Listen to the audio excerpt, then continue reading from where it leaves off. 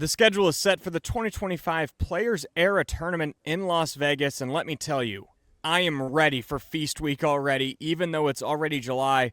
Iowa State opens up the tournament with St. John's on Monday, November 24th at 1:30 Las Vegas time, 3:30 Central. And then the Cyclones will stay in the Big East to play Creighton on Tuesday at 1:30 Central. Gary Parrish of CBS Sports has St. John's as his number one team in the country in his top 25 and one. And there's a lot of reason for that. Zuby Ejiofor returns as the team's second leading scorer from last year's 2 seed in the NCAA tournament. Rick Pitino also brings in one of the top recruiting classes in the nation. Iowa State's history with Creighton goes without saying. Beyond secret scrimmages, TJ Otzelberger will coach against his mentor for the second time. Chris Williams has his thought on Iowa State's draw. I mean, a tough draw for Iowa State in this Vegas tournament, getting St. John's and then Creighton. But when you go to tournaments like this, isn't this exactly what you sign up for? Like, isn't this exactly what you want?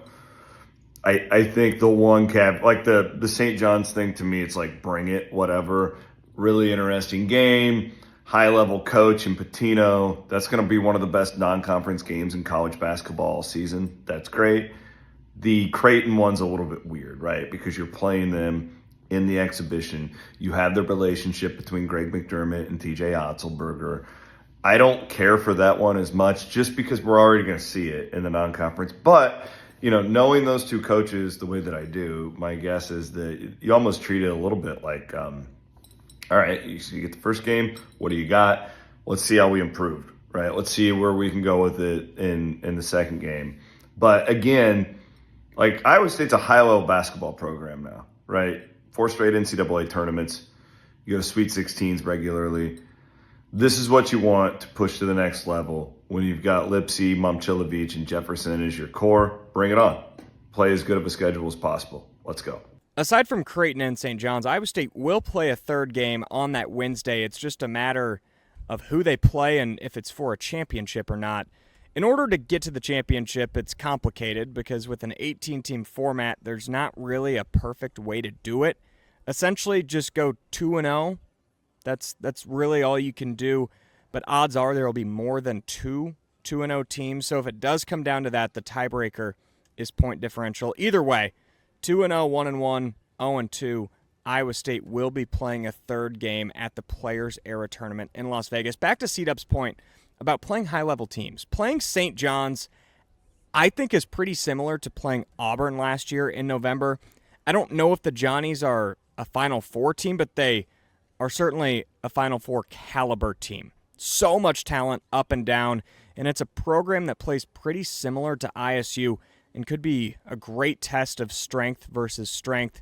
However, they are a team that's very, very reliant on transfers, so there could be some early growing pains in the season. Creighton is also heavily built around transfers. Ryan Kalkbrenner, one of the best players in school history, graduated, and they bring in a couple familiar faces from the team out east.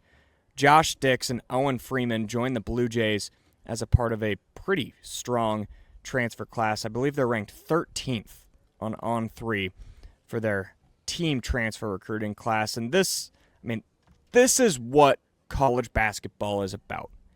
Playing the best teams in the sport and doing it over Feast Week. I wish there could be more weeks like this.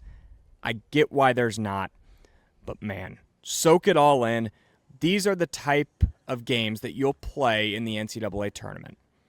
If you want to make a Final Four in Taman Lipsy's final year, you're going to have to go through a team like St. John's, a 2 seed, maybe even a 1 seed. You're going to have to beat Creighton, and there's question marks around Creighton, but there's no doubt that they've got talent. You're going to have to beat a team like them in the Sweet 16 to move on.